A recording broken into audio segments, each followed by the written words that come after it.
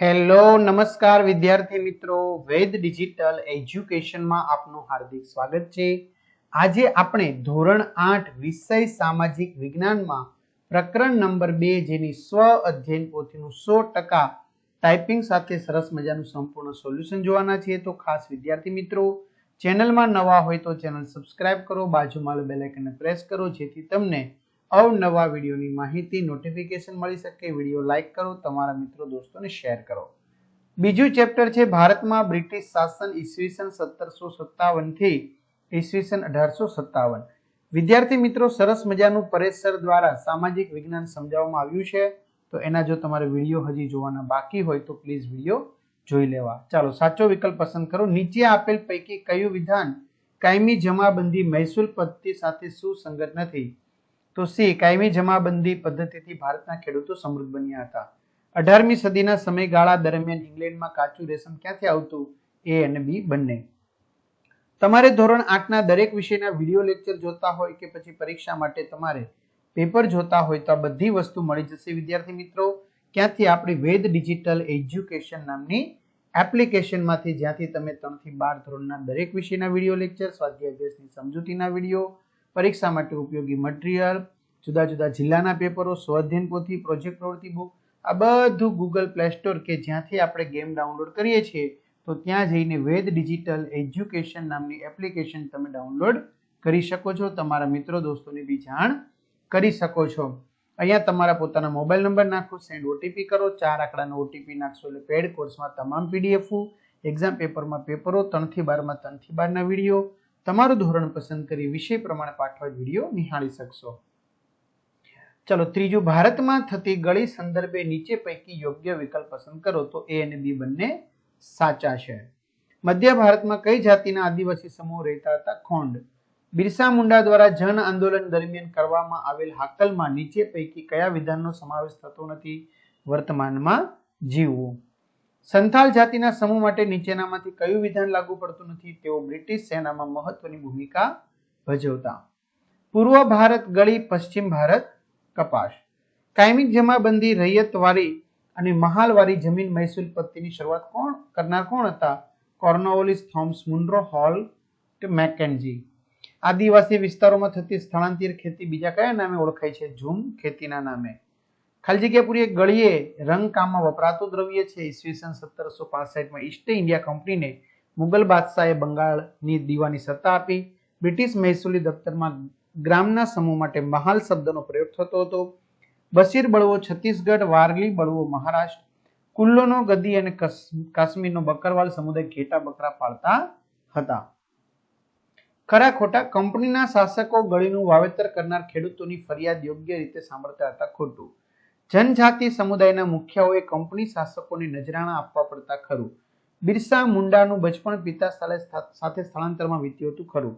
બિરસા મુંડાનું મૃત્યુ થવા છતાં ઉલ ગુલાન ચળવળ મંદ ન પડી। ખોટું। બક્સરના યુદ્ધમાં જીત મેળવ્યા પછી રોબર્ટ ક્લાઇવે અવધના નવાબ અને મુગલ બાદશાહ સાથે સંધિ કરી, તો એમાં આવશે ખરું। ચાલો આગળ વધીએ વિદ્યાર્થી મિત્રો। મને ઓળખો, હું બિરસા મુંડાનો પિતા છું। સુગના મુંડા। મહાલવારી પદ્ધતિમાં મહેસૂલ વસૂલ કરવાની જવાબદારી મને સોંપાઈ હતી। ગ્રામીણમુખી। બક્સર યુદ્ધ સમયે હું મુગલ સામ્રાજ્યનો બાદશાહ હતો। શાહ આલમ દ્વિતીય। આંધ્રપ્રદેશમાં રહીતોને ગાય ભેંસ પાળતો જનજાતિ સમુદાય લબાડિયા।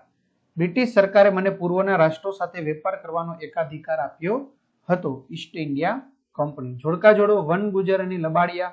સી, ગાય ભેંસ પાળતા હતા। ખોંડ, કાપડ વણવાનો, ચામડા રંગવાનો વ્યવસાય। મુંડા, સફેદ ઝંડાળો બિરસા રાજ ઈચ્છતા હતા। સંથાલ, રેશમના કીડા પાળતા હતા।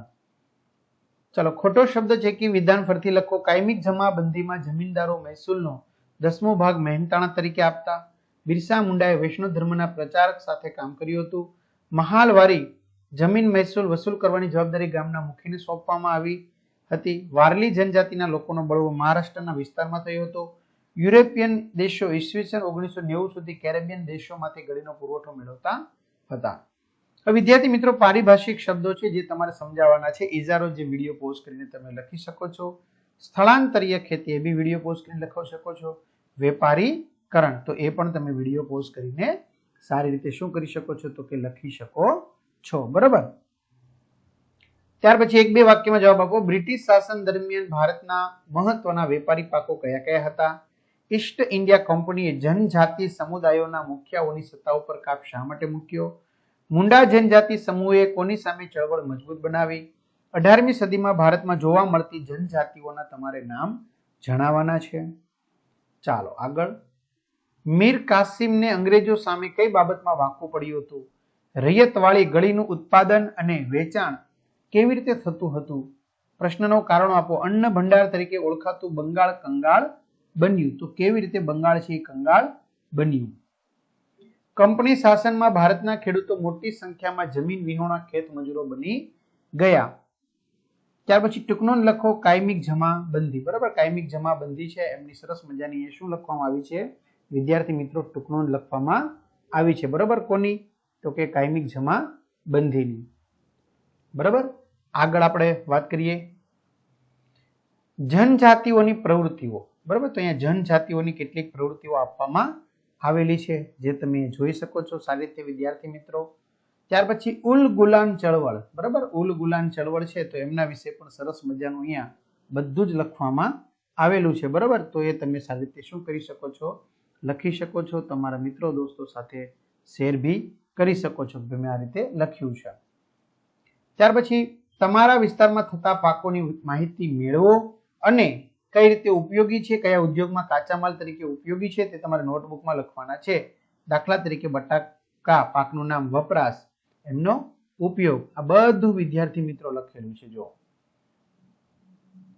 ત્યાર પછી અહીંયા ચોરસમાંથી બ્રિટિશ શાસન દરમિયાન ભારતમાં રહેતી વિભિન્ન જનજાતિઓના નિવાસસ્થાન અને જનજાતિઓના નામ શોધો. સંથાલ, વન ગુજર, કુલ્લુ પંજાબ. બરાબર, તો સાંથલ, મુંડા, કુલ્લુ, કોંડ, કોયાઓ, ગુજર જનજાતિ નિવાસ હજારીબાગ, છોટા નાગપુર, કાશ્મીર, મધ્ય ભારત, આંધ્રપ્રદેશ અને પંજાબ.